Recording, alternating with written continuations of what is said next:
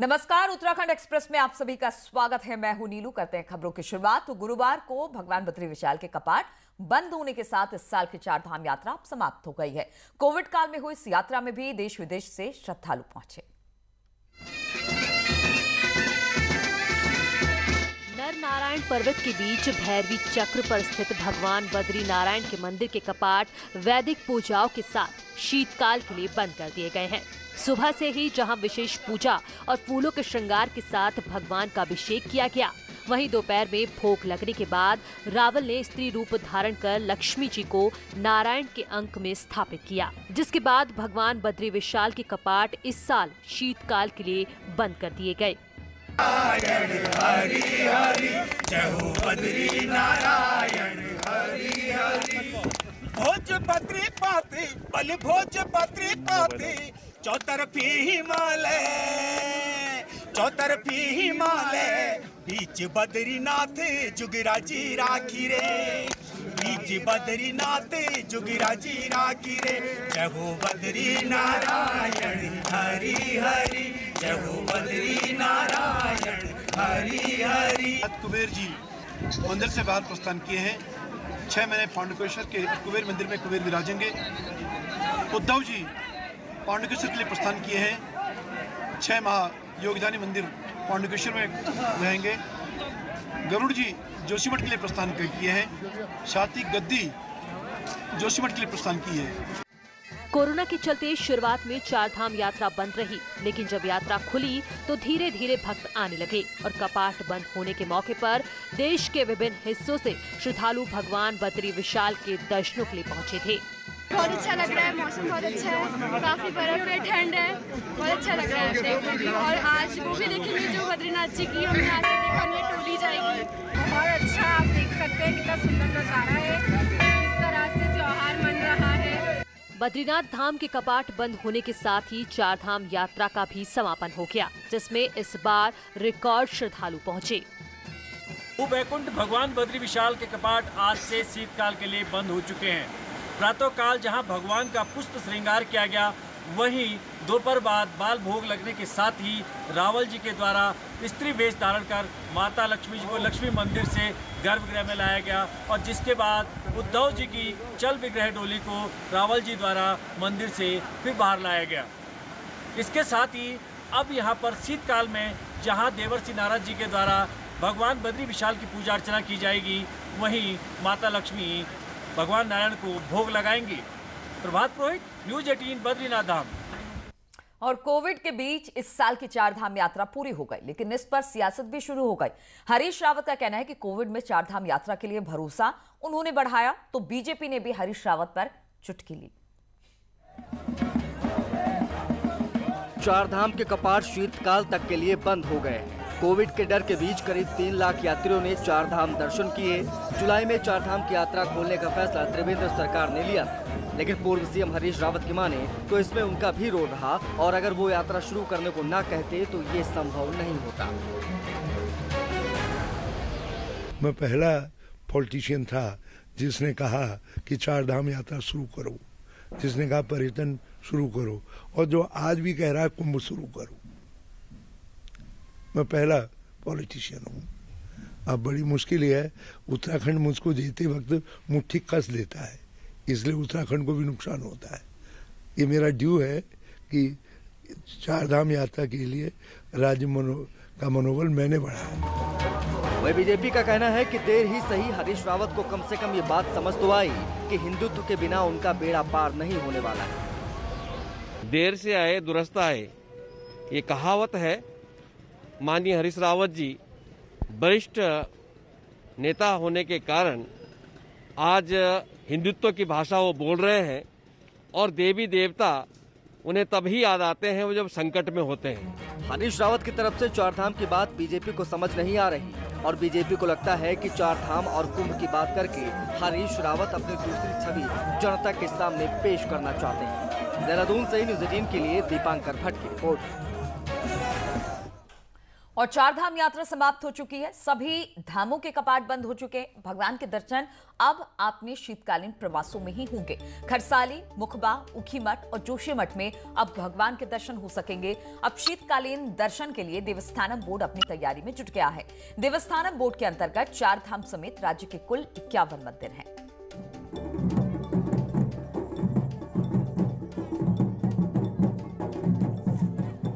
और इसी पर बातचीत करने के लिए दीपांकर भट्ट इस वक्त हमारे साथ देहरादून से जुड़ गए। दीपांकर, चार धाम यात्रा समाप्त हो गई, लेकिन कहीं ना कहीं अपने साथ बहुत सारी ऐसी चीजें लेकर आई। एक तो कोविड काल में चार धाम यात्रा बहुत देर से शुरू हुई, फिर उसके बाद अब समाप्त हो गई है। सियासत भी इसमें बहुत हुई और अब देवस्थानम बोर्ड शीतकाल में मंदिर के दर्शन कैसे करे उसकी तैयारी में जुटी हुई है।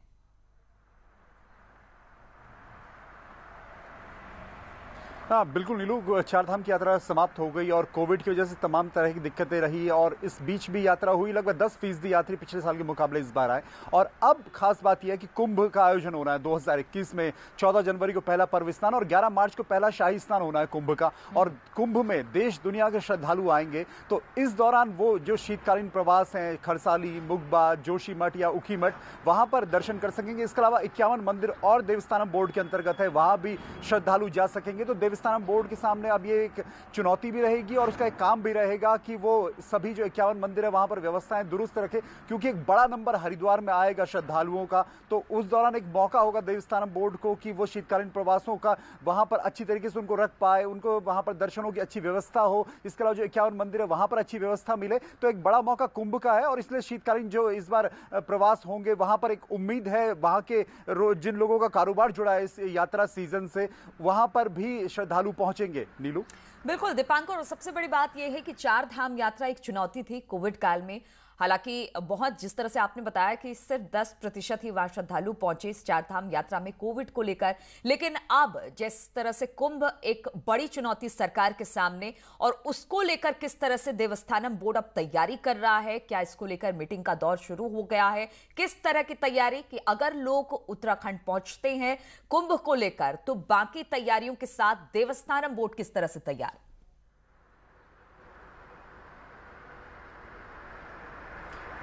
देवस्थानम बोर्ड का सीधा दखल हरिद्वार के कुंभ में नहीं है। देवस्थानम बोर्ड की जिम्मेदारी 51 मंदिरों और चार धाम की है। लेकिन बड़ी बात यह है कि कुंभ की व्यवस्थाओं को लेकर सरकार अब तेजी में है और अब लगभग 54 दिन बाद पहला स्नान होना है 14 जनवरी को, मकर संक्रांति का। और उस पर्व स्नान पर पता लगेगा कि कितनी भीड़ कुंभ को लेकर आती है, क्योंकि कोविड अभी पूरी तरह खत्म नहीं हुआ है। तो राज्य सरकार के लिए एक बड़ी चुनौती रहेगा कुंभ का आयोजन। और लगभग 3.5 महीने का कुंभ है। 27 अप्रैल को आखिरी शाही स्नान है, तो यानी जनवरी, फरवरी, मार्च, अप्रैल, ये 4 महीने की व्यवस्थाएं। और इस 4 महीने में जो पर्यटक वहां पर आएंगे, जो श्रद्धालु वहां पर आएंगे, जो यात्री कुंभ में आएंगे, उनकी एक उम्मीद ये जरूर रहती है कि वो उत्तराखंड को देखें, यहाँ के मठ मंदिरों को देखें। तो उस दौरान देवस्थानम बोर्ड तक अगर उन मंदिरों तक जाते हैं यात्री, तो वहां पर उन्हें अच्छी व्यवस्थाएं मिले। मौसम खुशनुमा होता है यहाँ पर सर्दियों में पहाड़ों में, तो दोनों चीजें। बिल्कुल दीपांकर, तो एक तरफ राज्य सरकार कुंभ को लेकर तैयारी में जुटी है, दूसरी तरफ देवस्थानम बोर्ड है, वो अगर यहाँ पर कुंभ में लोग पहुंचते हैं और फिर राज्य में अलग अलग जगहों पर पहुंचते हैं दर्शन पूजन के लिए, तो उसके लिए कितनी तैयार है ये आगे आने वाले समय में ही पता चलेगा। फिलहाल बहुत बहुत शुक्रिया आपका तमाम जानकारी देने के लिए। और छठ पूजा को लेकर धर्मनगरी हरिद्वार में जिला प्रशासन ने गाइडलाइन जारी की है। जिला प्रशासन की ओर से जारी गाइडलाइंस में कहा गया है कि सभी श्रद्धालु अपने घरों में रहकर कोरोना से बचाव करते हुए छठ का पर्व मनाएं। कोरोना के संक्रमण को देखते हुए हर की पैड़ी और अन्य गंगा घाटों पर छठ पूजा का पर्व मनाने पर रोक लगाई गई है। धर्मनगरी हरिद्वार के घाटों पर छठ पूजा करने पर रोक लगाने से श्रद्धालुओं में निराशा जरूर है। छठ पूजा पे रोक लगाई है हरिद्वार में। हाँ, हम बिहार से आए थे ऑपरेशन कराने के लिए, मसूरी में ऑपरेशन करवाए हैं हार्ट का, तो हमको छठ पूजा यहीं हो जाएगा। हम तो भाड़ा पर रहते हैं, कहाँ जाएंगे करने के लिए? एक आदमी तो आ सकता है ना, 10 आदमी नहीं आएगा, एक आदमी तो आ सकता है। तो एक आदमी पे नहीं, एक आदमी पर एक आदमी आएगा, जो हाथ में लोग देगा ना, जो पर्व करता है। आज खड़ना है हम लोग को। तो घर में करने में क्या दिक्कत है? अगर घर में तो जगह है नहीं, कहाँ के भाड़ा के घर में कहाँ करेंगे? फिर बताइए कहाँ करेंगे? नहीं मिट्टी है, नहीं उठी है, कहाँ पर करेंगे? पानी कहाँ डालेंगे? और छठ पर्व को लेकर भले ही प्रशासन ने सार्वजनिक स्थानों पर पूजा करने पर रोक लगा दी, लेकिन इसके बावजूद देहरादून प्रशासन की नाक के नीचे छठ पर्व की तैयारियां जोर शोर से चल रही है। हैरानी की बात यह है कि यहां ना ही किसी ने मास्क लगाया और ना ही सोशल डिस्टेंसिंग का पालन किया जा रहा है।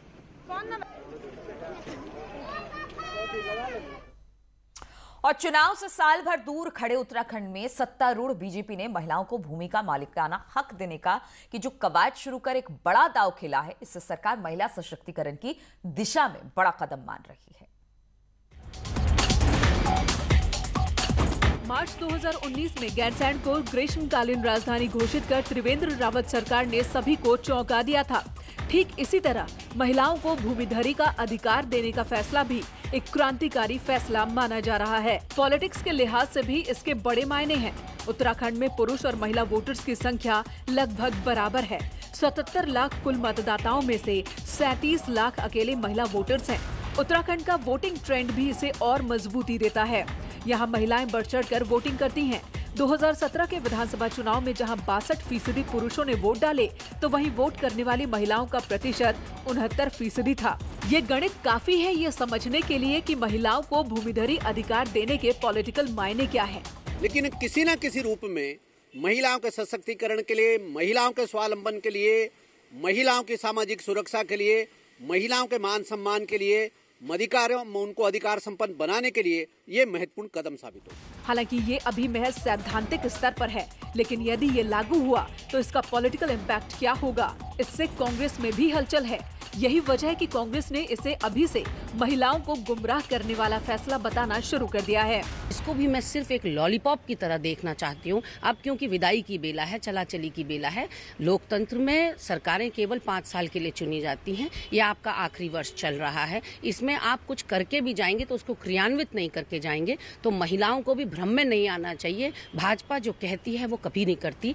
महिलाओं को संपत्ति में स्वामित्व देने की पहल कर एक तरह से बीजेपी ग्रीष्मकालीन राजधानी की घोषणा के बाद दूसरी बार विपक्ष पर मनोवैज्ञानिक दबाव बनाने में कामयाब रही है। भविष्य में इस फैसले का क्या रूप सामने आता है, ये अलग बात है, क्योंकि संपत्ति में स्वामित्व का अधिकार देने जैसे फैसले में कई तकनीकी पेच भी सामने आ सकते हैं। न्यूज़ 18 के लिए देहरादून से सुनील प्रभात की रिपोर्ट। और पौड़ी के पाबो ब्लॉक के धुनेट मोटर मार्ग पर धुलेत के पास एक ट्रक 200 मीटर गहरी खाई में जा गिरी। हादसे में गंभीर घायल ट्रक ड्राइवर और कंडक्टर की मौत हो गई है। मृतकों की पहचान थलीसैंण के कपरोली और पटोटी गांव निवासी के रूप में की गई है। बताया जा रहा है कि दुर्घटनाग्रस्त ट्रक जो थी वो खराब थी और उसे पाबो के पटोटी गांव की ओर ले जाया जा रहा था कि अचानक आई खराबी के बाद वो खाई में जा गिरी।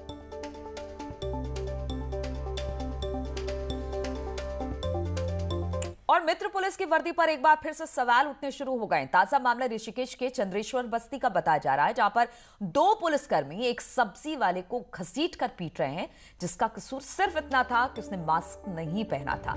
पुलिस वालों की हरकत का यह वीडियो अब सोशल मीडिया पर तेजी से वायरल हो रहा है।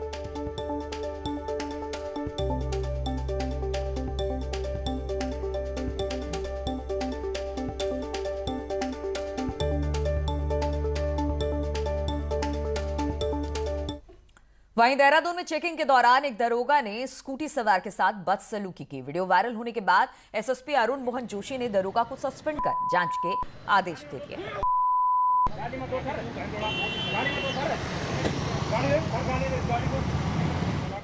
और टिहरी जिले में कोरोना संक्रमण के मामले लगातार बढ़ रहे हैं, जिससे लोगों में दहशत का माहौल है। वहीं स्वास्थ्य विभाग के सामने भी कोरोना संक्रमण को रोकना बड़ी चुनौती बना हुआ है। पिछले हफ्ते नई टिहरी में 3 लोगों की मौत के बाद से भय का माहौल है। हालांकि स्वास्थ्य विभाग का कहना है कि लोगों की मौत कोरोना से होने की पुष्टि नहीं हुई है और टीम भेजकर सैंपल कलेक्ट कराए जा रहे हैं। रिकॉर्ड्स में है वो डेथ 3 है अभी तक, और कुल जो पॉजिटिव हैं वो 3301 हैं, 3301। और डेथ हाँ सुना है हमने भी, 1 या 2 डेथ सुनी है हमने, तो उसके लिए टीम्स भेजी जा रही हैं। पूरा ऑडिट करना पड़ता है, पूरा इंक्वायरी करेंगे, क्योंकि इनमें से कोई भी पेशेंट हमारे अपने पास भर्ती नहीं था। और रुकेंगे यहाँ पर छोटे से ब्रेक के लिए, जल्द लौटते हैं।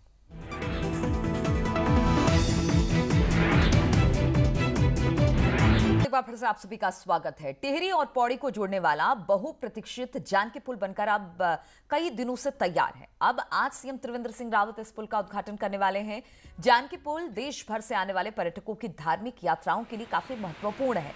3 लेन के पैदल पुल का निर्माण होने से राम झूला और लक्ष्मण झूला पर भी भीड़ नहीं होगी।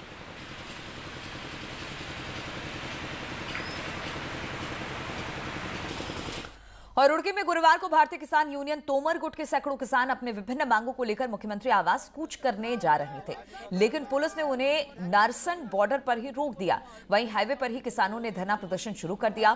किसानों का कहना है कि उनका उत्पीड़न किया जा रहा है। किसान को पिछले साल का संपूर्ण गन्ना भुगतान अभी तक नहीं हो पाया है। इन्होंने कुछ मुद्दे रखे हैं गन्ना भुगतान को लेकर के, उसके मूल्य को लेकर के और साथ ही साथ विजिलेंस आदि बातों को लेकर के। तो इन सब में प्रयास ये किया जाएगा कि इनकी समस्याओं का जल्द से जल्द समाधान हो सके और उसको उचित चैनल के माध्यम से आगे भी पहुंचाया जाएगा।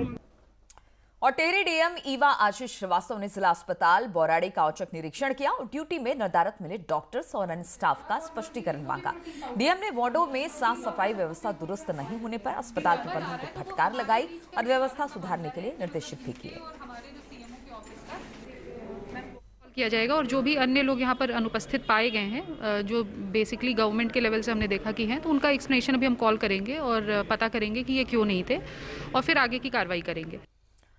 और सरकार ने रामनगर की जनता की सुविधा के लिए भले ही अस्पताल को पीपीपी मोड पर दे दिया हो, लेकिन यहाँ के जनता को इलाज के लिए अब भी दर दर भटकना पड़ रहा है। अस्पताल की हालत यह है कि यहाँ न तो डॉक्टर पूरे हैं और न ही जांच की सुविधाएं। वहीं अस्पताल के सीएमएस भी मानते हैं कि विशेषज्ञ डॉक्टर्स की अभी भी कमी है और अल्ट्रासाउंड सिटी स्कैन की सुविधा भी नहीं शुरू हो सकी है। श्रीनगर गढ़वाल स्थित राज्य के एकमात्र केंद्रीय विश्वविद्यालय में ऑफलाइन कक्षाओं का संचालन दिसंबर तक नहीं होगा। गढ़वाल विश्वविद्यालय प्रशासन ने कोरोना संक्रमण से बचाव के मद्देनजर फिलहाल कॉलेजों को बंद रखने का निर्णय लिया है। फिलहाल ऑनलाइन मोड पर ही कक्षाएं चलाने का फैसला लिया गया है। विश्वविद्यालय प्रशासन कोरोना संक्रमण की स्थिति को देखते हुए चरणबद्ध रूप से कॉलेजों को खोलेगा। और श्रीनगर गढ़वाल स्थित राजकीय मेडिकल कॉलेज में पहली काउंसलिंग के बाद राज्य कोटे में 106 एमबीबीएस सीटों में से 94 पर, जबकि ऑल इंडिया कोटे से 19 सीटों में से मात्र 3 सीटों पर ही छात्र छात्राओं के प्रवेश लिए हैं। अब बची हुई सीटों पर दूसरी काउंसलिंग के बाद प्रवेश होंगे और 15 दिसंबर तक प्रवेश प्रक्रिया पूरी होने की कक्षाएं शुरू की जाएंगी। धान खरीद का टारगेट पूरा होने के बाद सरकार ने खरीद बंद कर दिया है। अधिकारी धान खरीद का टारगेट पूरा होने के बाद बात करते हुए धान तौलाई बंद कर दी, जिसमें प्रदेश के 242 में से 200 धान खरीद केंद्र बंद हो चुके हैं।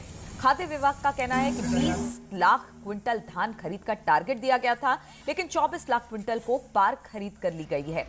इसके बाद धान की खरीद पर रोक लगा दी गई है। सरकार ने किसान का जो धान तोलने का लक्ष्य 1 करोड़ क्विंटल रखा था, उसके सापेक्ष अभी तक लगभग 90 लाख क्विंटल तोला है और तोल सब बंद कर दी गई। केवल खाद्य रसद विभाग की तोल खोली गई है। और अल्मोड़ा के विवेकानंद पर्वतीय कृषि अनुसंधान संस्थान ने मटर की उन्नत किस्म के बीज किसानों के लिए विकसित किए हैं। VL सब्जी मटर 14 विकसित की गई है। पैदावार भी कई गुना अधिक है और कई बीमारियों में भी रोग प्रतिरोधक क्षमता है। इस मटर से किसानों को अधिक लाभ होने की उम्मीद जताई जा रही है। संस्थान बीजों पर अध्ययन कर उन्नत बीजों को विकसित करता है। मटर की एक नई प्रजाति अभी विमोचित हुई है, जिसका नाम है VL सब्जी मटर 14। ये मध्यम मैच्योरिटी की वैरायटी है, मध्यम समय लेती है पकने में। इसकी पैदावार फलियों की जो है 120 से 125 कुंटल पर हेक्टेयर है और इसमें जो चूड़ी लालसिता और वाइट रॉट और झुलसा नामक जो बीमारी है उनके लिए प्रतिरोधी है। विकासनगर के पछुआदून क्षेत्र के पशुपालकों को अब बीमार पशुओं के लिए देहरादून के चक्कर नहीं काटने पड़ेंगे। पहले पशुपालकों को कंप्यूटराइज्ड डिजिटल रेडियोग्राफी करवाने के लिए देहरादून जाना पड़ता था। पशु चिकित्सक डॉक्टर सतीश जोशी का कहना है कि बीमार पशुओं के रेडियोग्राफी इमेजिंग काफी साफ होती है और इसे कंप्यूटर के जरिए जल्द ही डेवलप किया जाता है। बीमार पशुओं का इलाज शुरू किया जा सकता है। रेडियोग्राफी है, इसमें जो हमारी पुरानी मशीन थी उसी को अपग्रेड करके कंप्यूटराइज रेडियोग्राफी करते हैं। इसमें प्रोसेसिंग नहीं करनी होती है और प्रोसेसिंग जो है प्रिंटर के थ्रू होती है और इससे इसकी इमेजिंग जो है वो उसकी क्वालिटी बहुत अच्छी हो गई है।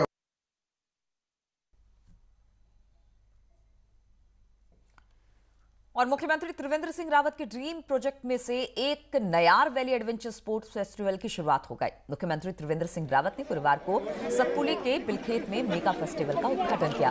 फेस्टिवल में पैराग्लाइडिंग, माउंटेन बाइकिंग से लेकर एयर और वाटर स्पोर्ट्स किए जाएंगे। इस दौरान सीएम त्रिवेंद्र सिंह और सांसद तीरथ सिंह रावत ने भी हॉट एयर बलून्स का आनंद उठाया।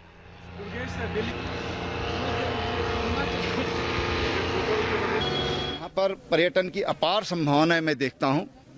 केवल जो इवेंट यहाँ पर आज हुआ है इससे काम नहीं चलेगा, इसलिए हमने कहा कि इसको वार्षिक रूप से हम यहाँ पर आयोजन करेंगे, ताकि यहाँ पर हर वर्ष, इस बार यहाँ पर 13 राज्यों के लोग आए, अगले वर्ष हम चाहेंगे कि विदेशों से भी यहाँ पर लोग आएँ और इसमें कुछ और एडवेंचर से जुड़ी हुई गतिविधियाँ जोड़ी जाए। तो इन्हीं तमाम खबरों के साथ इस बुलेटिन में फिलहाल इतना ही। रुकेंगे छोटे से ब्रेक के लिए, लेकिन ब्रेक के बाद भी लगातार खबरों का सिलसिला यहाँ जारी है।